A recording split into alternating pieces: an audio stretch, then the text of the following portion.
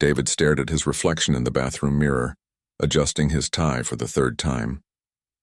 The navy blue suit looked decent enough, though he'd bought it 2 years ago for his wife's funeral and hadn't worn it since. Tonight was the company Christmas party, and honestly, he'd rather be anywhere else. His 8-year-old daughter Lily knocked on the bathroom door. "Dad, are you almost ready? You look handsome in your suit." He smiled despite his nerves. "Thanks, sweetheart. You sure you'll be okay with Mrs. Peterson tonight?" "Dad, I'm 8, not 3. Lily rolled her eyes in that way kids do when they think they're much older than they are. "Besides, Mrs. Peterson lets me stay up late and we're going to watch Christmas movies."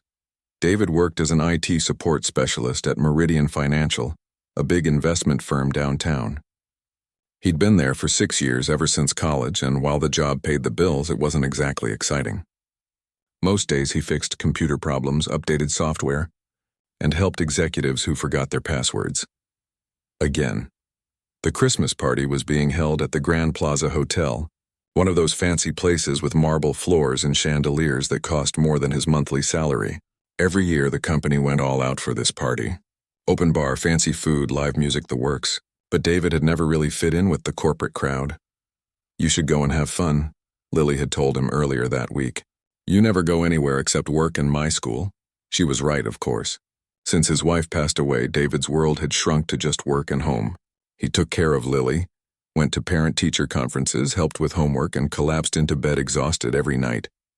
Social events weren't really on his radar anymore, but Lily had been so excited about him going to a grown-up party that he couldn't disappoint her. She'd even helped him pick out his tie, choosing the red one because, "It's festive, Dad."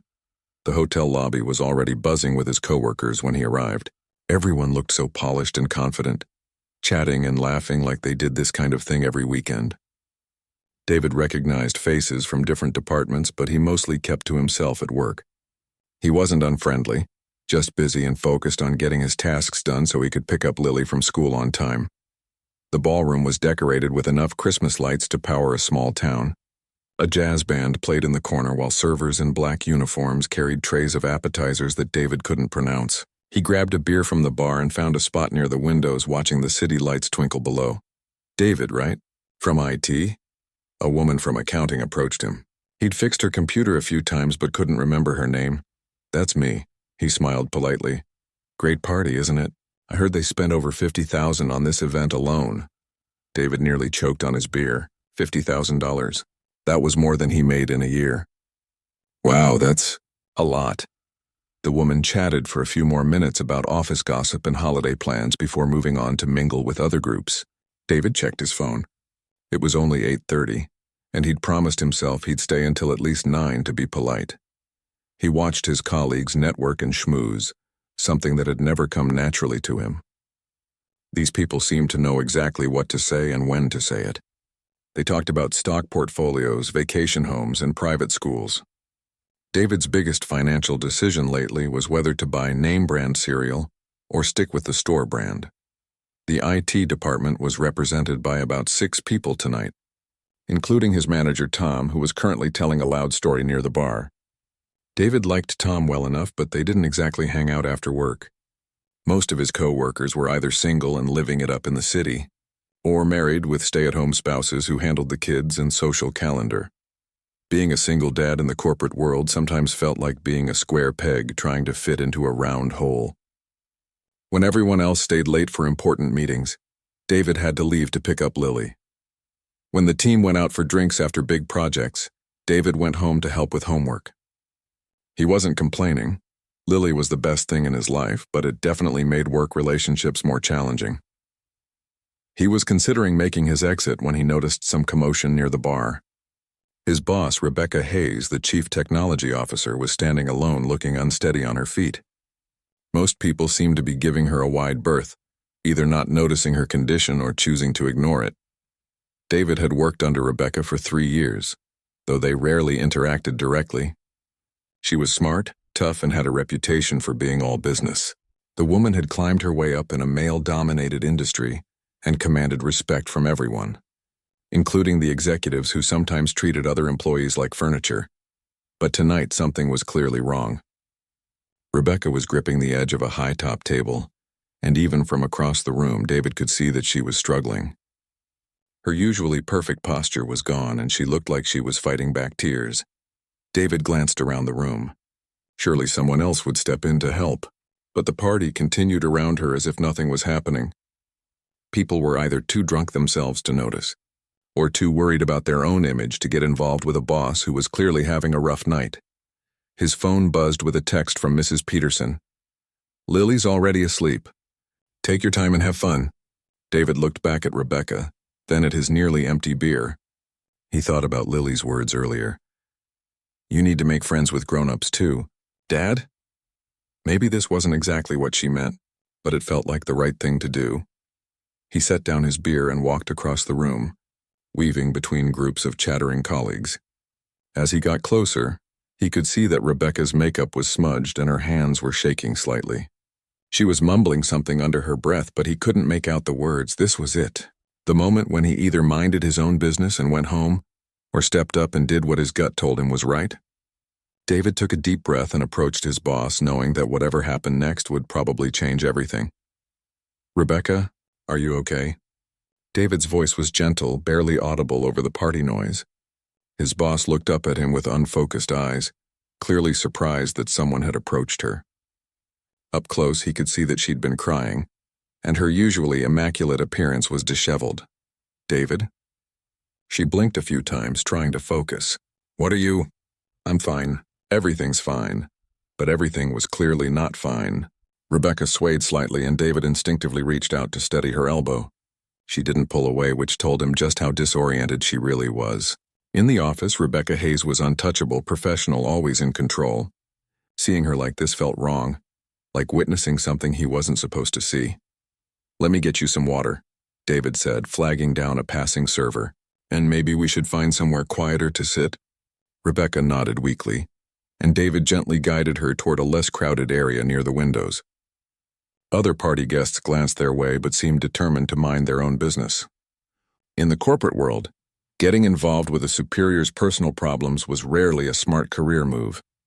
The server brought water, and David pulled out a chair for Rebecca at a small table away from the main crowd. She sat down heavily, like someone who'd been carrying an enormous weight. "I shouldn't be here," she said quietly, staring into the water glass. "I should be home with my family, but I couldn't handle it tonight." David sat across from her, unsure what to say. He'd never had a personal conversation with Rebecca beyond work-related small talk. She was the kind of executive who kept her private life completely separate from the office. "Sometimes we all need a break," he offered carefully. "Want to talk about it?" Rebecca laughed, but there was no humor in it. "Talk about it? God, I haven't talked to anyone about anything real in months. Everyone thinks I have it all figured out because I'm the CTO of a major firm. Truth is, my life is falling apart." The words came out in a rush, like water breaking through a dam. David listened as Rebecca told him about her husband, a brilliant professor who'd been diagnosed with early-stage Alzheimer's at just 42 years old. She described watching the man she'd loved for 15 years slowly disappear, forgetting conversations they'd had that morning, getting lost in their own neighborhood. "The doctors say we caught it early, but what does that even mean?" Rebecca's voice cracked. "Early means we get to watch it happen slowly instead of quickly?" Lucky us, David felt his chest tighten. He knew something about watching someone you love slip away, though his wife's cancer had taken her quickly. "I can't imagine how hard that must be," he said simply. "And my son," Rebecca continued. "Jake's 16 and he's not handling any of this well. He's acting out, staying out late, and I found pills in his backpack last week. Not prescription pills, the kind you buy from kids at school." She took a shaky sip of water.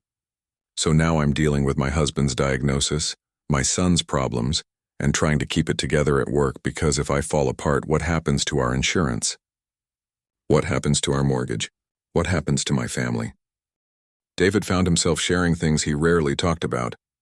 He told Rebecca about losing his wife 2 years ago, about the nights when Lily would cry for her mom, about learning to braid hair from YouTube videos and burning dinner, because he was still figuring out how to cook for 2 people instead of 3. "I remember thinking that everyone else seemed to know this secret about how to keep going when your world falls apart," David said, "like there was some manual I never got." "Exactly," Rebecca nodded. And everyone at work treats me like I'm some kind of superwoman because I'm successful in a man's world. But success doesn't mean anything when your husband asks you 3 times in one day who you are. They sat in comfortable silence for a moment, watching the party continue around them.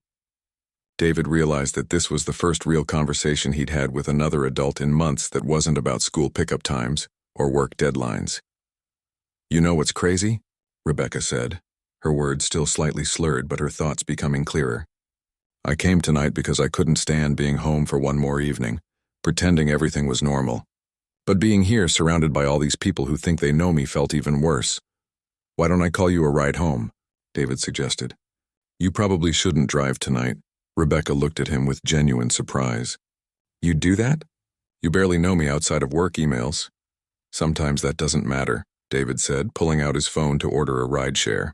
"Besides, you helped me out last year when I had to leave early for Lily's school play. You covered for me in that budget meeting. You remember that?" "Of course I remember." It meant a lot.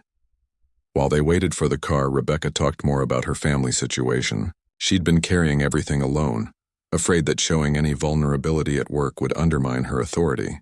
Her husband's family lived across the country, and her own parents had passed away years ago. She'd isolated herself from friends, embarrassed by her situation and exhausted by the effort of pretending everything was fine. "I used to think I was strong," she said quietly.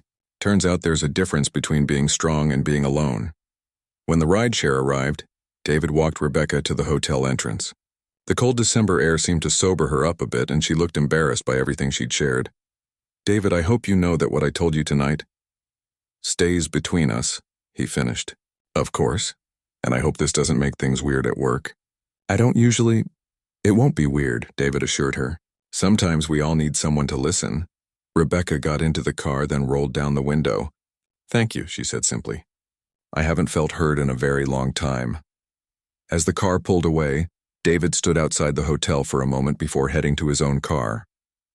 He thought about calling Mrs. Peterson to check on Lily, but decided she was probably fine.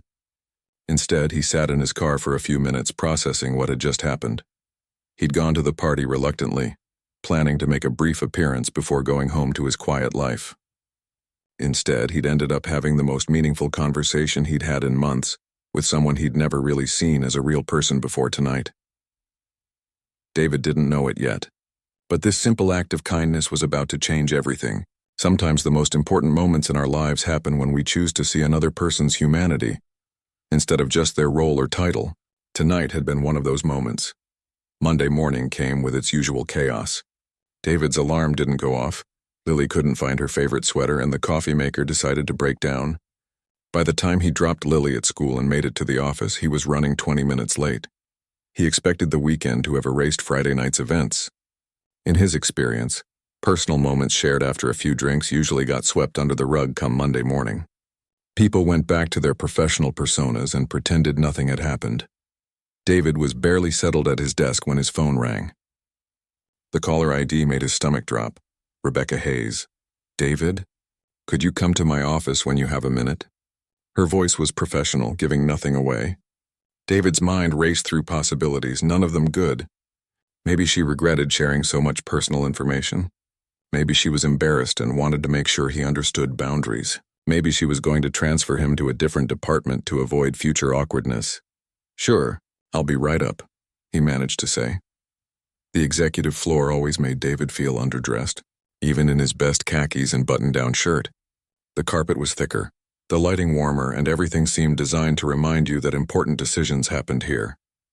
Rebecca's assistant waved him toward the office. "She's expecting you." David knocked on the partially open door. "You wanted to see me? Come in, please, and close the door behind you." Rebecca looked like herself again.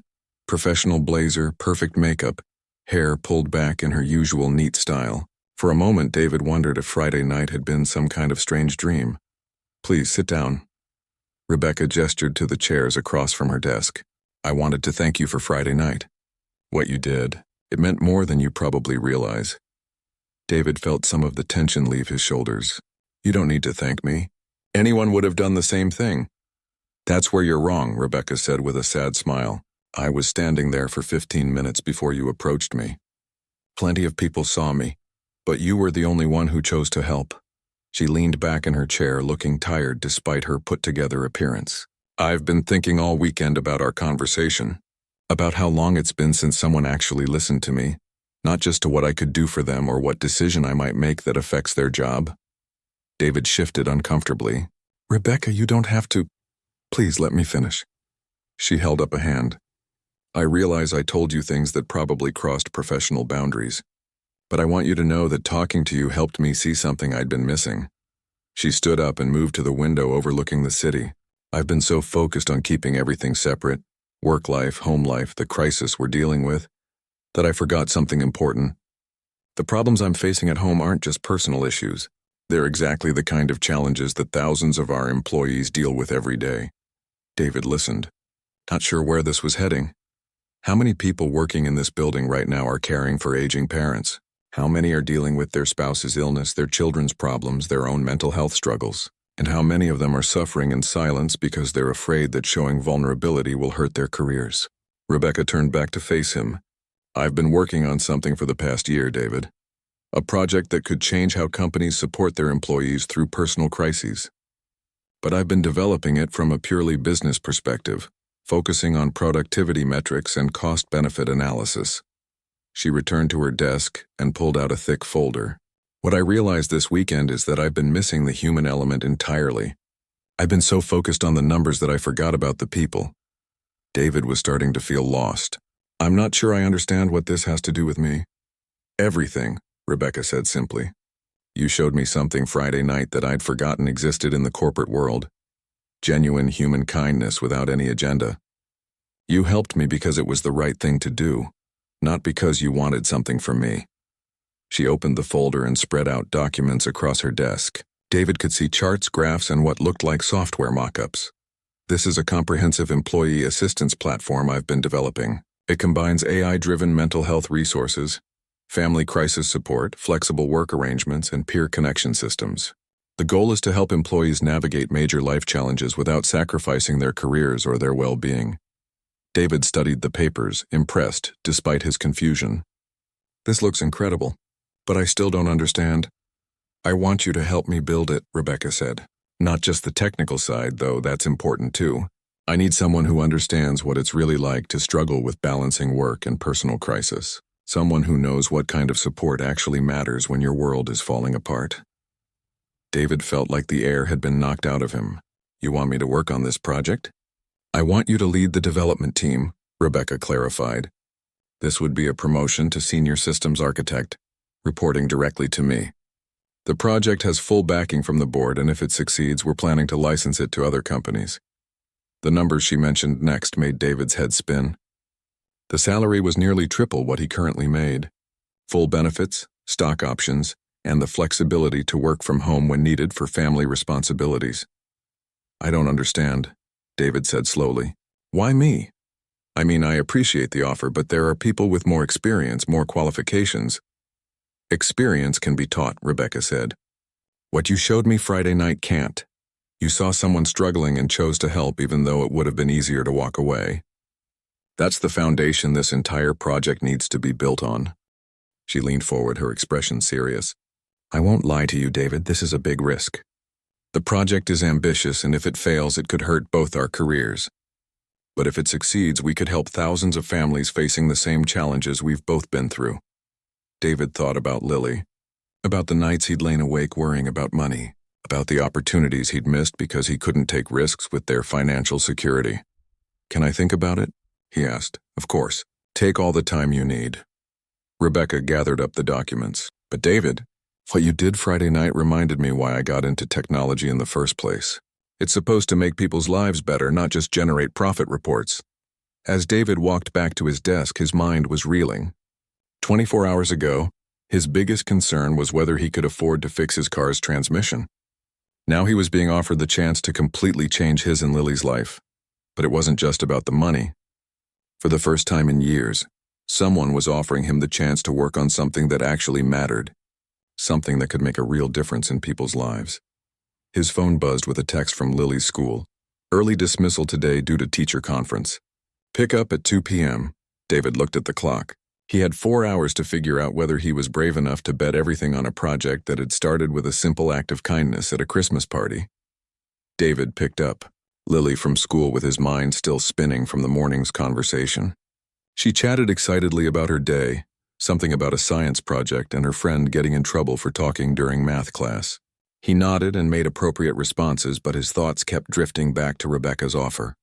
"Dad, you're being weird," Lily announced as they pulled into their apartment complex parking lot. "What do you mean, weird? You usually ask me about my homework or tell me to clean my room or something. Today you're just quiet, smart kid." David smiled despite his preoccupation. "Sorry, sweetheart. I had a big meeting at work today, and I'm still thinking about it. Was it a good meeting or a bad meeting?" David considered this as they climbed the stairs to their second-floor apartment. "I'm not sure yet. Maybe both." Their apartment was small but comfortable. 2 bedrooms, 1 bathroom, and a kitchen that barely fit a table for 2. David had made it as homey as possible with Lily's artwork on the walls and photos of better times scattered around. But lately he'd been noticing how cramped everything felt, how the neighbors upstairs seemed to get louder every month, how the heating bill kept going up while their savings account stayed flat. While Lily worked on homework at the kitchen table, David sat on the couch with his laptop, researching everything he could find about employee assistance programs and workplace mental health initiatives. The more he read, the more excited he became about Rebecca's project. It wasn't just a business opportunity. It was exactly the kind of thing he would have needed when his wife was sick. He remembered those awful months of trying to balance hospital visits with work deadlines, of using all his sick days and vacation time, of lying awake at night wondering how he'd pay for experimental treatments that insurance wouldn't cover. His boss at the time had been understanding, but the company had no real systems in place to help employees through major life crises. "Dad, what's for dinner?" Lily called from the kitchen. David looked at the clock and realized he'd been researching for 2 hours. "How about we order pizza tonight?" "Really?" Lily's eyes lit up. They usually ordered pizza only for special occasions because it was expensive. "Yeah, really. I'm thinking about some big changes, and pizza seems like the right food for big decisions." While they waited for the pizza, David found himself really talking to Lily about the situation. Not the adult details, but the basics. "Remember how I told you I helped my boss at the Christmas party?" he began. "The one who was sad?" Lily nodded, taking a bite of pizza. "Right. Well, it turns out that helping her might lead to some big changes for us. She offered me a new job today. A much better job. Would you still work with computers?" "Yes, but I'd be helping to build something new. Something that helps other people who are going through hard times like we did when Mom was sick." Lily considered this seriously. At 8, she'd already experienced more loss and change than many adults. "Would we have to move?" "We might be able to if we wanted to. Maybe get a house with a yard like you've been asking for. And you wouldn't have to worry about money so much?" David's heart clenched. He'd tried to shield Lily from their financial stress, but kids pick up on more than parents realize. "That's right. I wouldn't have to worry about money as much." "Then why do you look worried now?" "Because it's a big change, and change can be scary even when it's good. And because if I take this job and it doesn't work out, we might end up in a worse situation than we're in now." Lily finished her pizza and climbed onto the couch next to him. "Dad, do you remember what you told me when I was scared to start 2nd grade?" David smiled. "Remind me." "You said that sometimes the best things happen when we're brave enough to try something new, and that even if it doesn't work out perfectly, we learn something that helps us next time." Out of the mouths of babes, David hugged his daughter close, marveling at how wise she could be. That evening, after Lily was in bed, David called his sister Katie. She lived across the country, but they talked regularly, and she'd been his sounding board through all the major decisions since his wife died. "So let me get this straight," Katie said after he'd explained the situation. "Your boss got drunk at the Christmas party, you helped her out like a decent human being, and now she's offering you a dream job?" "That's the simplified version, yes. And you're worried because it seems too good to be true. Because I have Lily to think about. Because what if I'm not qualified for this kind of responsibility?" Katie was quiet for a moment. "David, when's the last time you took a risk on yourself?" "What do you mean?" "I mean, when's the last time you did something that was about building a better future instead of just surviving day to day?" David thought about it. Since his wife's diagnosis, every decision had been about stability, safety, making sure Lily was taken care of. He'd turned down opportunities that might have advanced his career because they seemed too uncertain. "I can't remember," he admitted. "Look, I know you have to be careful because of Lily. But what kind of example are you setting for her if you never take chances? What happens if you stay in your safe job for the next 10 years and nothing changes? Will you be happy? Will you be able to give Lily the opportunities she deserves?" It was a fair question. David's current job was stable but offered little room for growth. He was good at what he did, but he'd been doing essentially the same work for 3 years. "Besides," Katie continued, "it sounds like this Rebecca woman really believes in you. When's the last time someone saw potential in you that you didn't even see in yourself?" The next morning, David arrived at work early and spent an hour walking around the building, really looking at his coworkers. He saw the exhaustion in their faces, the stress they carried, the way people rushed through lunch breaks to handle personal phone calls. He thought about all the times he'd heard colleagues whispering about family problems, financial struggles, health scares. Everyone was fighting battles that their professional personas never revealed. Just like Rebecca had been doing. Just like he had been doing. At 9 a.m. sharp, David knocked on Rebecca's office door. "I'd like to accept your offer," he said without preamble.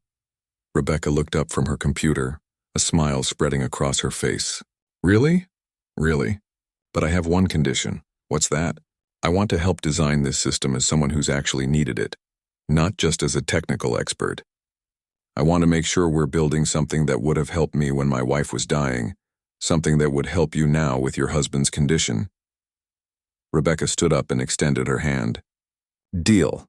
Welcome to the team, David."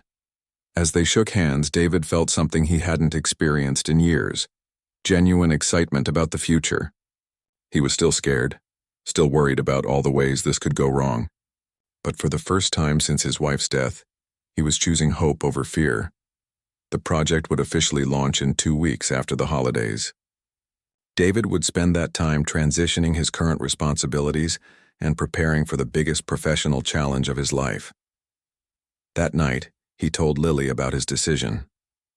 She hugged him tight and said, "I'm proud of you for being brave, Dad." David realized that sometimes the most important decisions aren't about guarantees or safety nets. Sometimes they're about recognizing when an opportunity aligns with your values and having the courage to grab hold of it, even when you can't see exactly where it will lead. 18 months later, David stood in the backyard of his new house, watching Lily chase their rescue dog around the apple tree they'd planted together last spring. The transformation still felt surreal sometimes. Gone was the cramped apartment with thin walls and broken heating. In its place was a 3-bedroom house in a quiet neighborhood with good schools and neighbors who actually knew each other's names. But the real transformation wasn't in the house or the neighborhood. It was in the confidence David felt every morning when he woke up, knowing that his work actually mattered. The employee assistance platform they'd built had exceeded everyone's expectations. What started as Rebecca's vision had become something neither of them could have imagined. The system didn't just provide resources. It created genuine connections between employees facing similar challenges. "Dad, come push me on the swing," Lily called from the playset David had spent 3 weekends assembling. Badly, according to Lily, but it worked. As he pushed her higher, David thought about the call he'd received that morning. Another company wanted to license their platform, bringing the total to over 200 organizations nationwide. Each contract meant more families would have access to the support system David wished had existed during his darkest days. The success had brought changes he never could have predicted. David's salary had tripled, yes, but more importantly, his role had evolved into something he was passionate about. He spent his days talking to employees who were struggling, gathering feedback from counselors and social workers, and continuously improving the platform based on real human need rather than corporate assumptions. "Higher, Dad," Lily squealed, and David obliged, marveling at how different her laughter sounded now. Less careful, more carefree. The stress he'd carried for years had affected her too, in ways he was only now beginning to understand. The platform had helped thousands of people, but David had learned that its real power wasn't in the technology itself. It was in the simple recognition that everyone carries invisible burdens, and that acknowledging these struggles makes them easier to bear. Last month, He'd received an email from a woman in Seattle whose husband had been diagnosed with early-stage dementia. She'd found David's story through the platform's peer connection feature and wanted to thank him for creating something that made her feel less alone.